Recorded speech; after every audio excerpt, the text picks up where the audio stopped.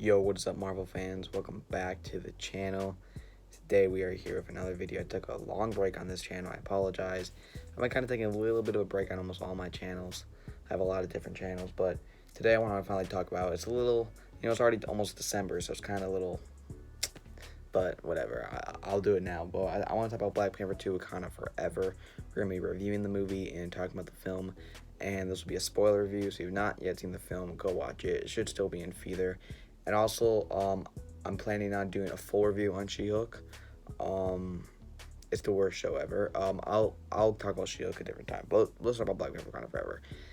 I'm gonna be honest. When I first heard of the idea, well, of course the movie was kind of already planned out before the passing of Chadwick. But after I heard they're gonna continue with this movie after, of course, the main actor's death, the Black Panther, Chadwick. I wasn't fully on board. I was like, this can mess up a lot, and I wasn't looking in the direction they can go, and I wasn't really sure what they can do, and I wasn't fully on board, and I was a little iffy. Like, it could be really good, it could be really bad, but if it's really bad, that's just gonna be so bad. I don't want to mess up the whole Black Panther thing and the stuff they were doing. But of course, it was a really unfortunate thing that Chadwick died, and yeah, I was very sad when I heard that, because I remember watching the first Black Panther movie in theater, and I started really loving that character. So when he did pass away, it was very sad. So I definitely did not want to mess up this film. I was even saying it's too much of a risk to even do. I say don't even do it, but I wasn't gonna say anything about it until I at least saw the trailer. And I saw the trailer, and it looked so good, because it was the state of MCU where stuff was getting out of hand. We had 411 Thunder, which was all over the place. We had Multiverse Madness, which was a little serious, but it just had a couple bad moments in it, and like all the Disney Plus TV shows, and then She-Hulk, you already know what that's like. So I was like, you're carrying on the legacy of one of the most best actors in the MCU, and his passing, and the state that MCU's in. I was still kind of worried, but I knew they can't mess around with this. They have to be serious. And the director, I think Ryan Coogler, is a great director. Did so good in the first film. Did really good in the Creed movies. So I had good hopes, but I didn't have too much hopes, just in case. I went to watch the movie in theater, opening night, November 10th, I believe. A long movie, 3 hours long. But let's get into spoilers. I'm gonna talk about things. I'm gonna talk about the things I did not like. First thing I did not like, I think the film just didn't feel complete. It did not feel like a complete film. As they were turning, I'm so stupid, I forgot her name, but Black Panther's sister. I don't know how I forgot her name. I'm bad at remembering characters. I'm so bad at remembering characters' name. I don't know. Oh, people be mad at me in the comments. But when they're turning her into Black Panther, I was really like what they're doing. But when she was becoming the Black Panther out of just revenge and anger, it didn't seem like the Black Panther thing to do, of have revenge and anger. Now maybe they could have had her learn a lesson and whatnot, but they didn't really do that. Her showing mercy to Namor, I think was a good thing with that, but it still didn't feel like it was complete, and she became the Black Panther. So the movie just didn't feel complete. Even the finale, everything was said with Namor, and they even had some deaths, and it all came up to this big fight, and then the fight didn't even feel fully complete. It just felt sort of just like it happened, then they were just like, all right, it's all good, and then the movie just ended. So that's one of the problems I have with the film. Another part I have with the film is I feel like some of the directions they're going, as far as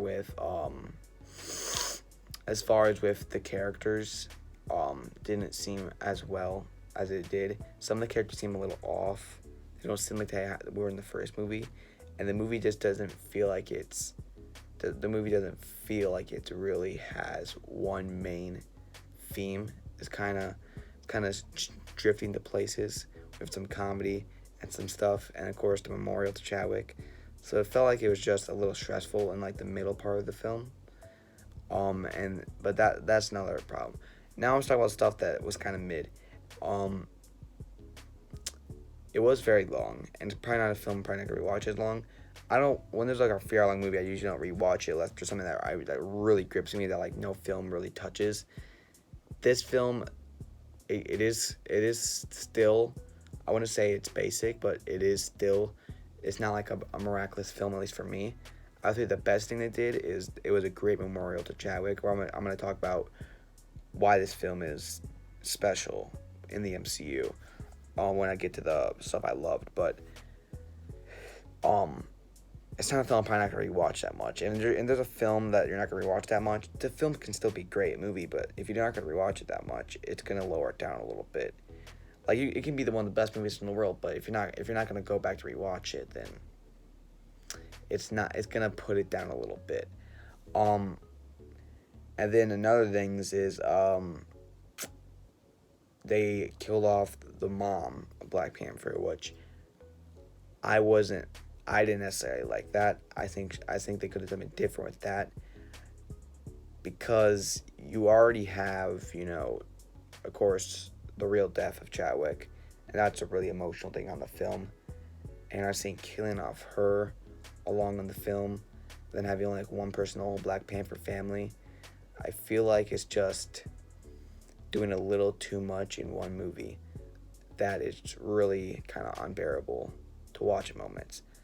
But I still think the acting was so good, and it did put a lot to the character. So I'm still gonna put a pass on it. But I wish they would have done something different with that. All right, the things I liked. First off, beautiful film.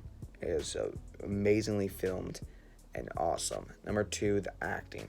The acting is done very, very well. Great acting. I won't be surprised if we see some Oscar nominations in this. Number three, it's memorial to Chadwick. This is the main thing about this. Is memorial was just done very, very well. They didn't just hang on it the whole movie, but they also definitely did not skip it at all. They really put it in there very nicely, and I think Chadwick would be very proud of this film. It was done very well with it, and it was a great memorial film, as you could say, as Fast and Furious 7 is, and films like that. It was definitely up there with, you could say, a memorial film. It was done very well. And then another things I liked is the villain Namar. I really liked Namar as a villain. He had a great backstory, and I love the acting. The acting was very intimidating, and it was done very, very well. And also the fight scenes were done very, very well. The finale wasn't the biggest, wasn't the best for me, but some of the fights in there are still really, really good. And that's what I can say about the Black Panther Wakanda Forever.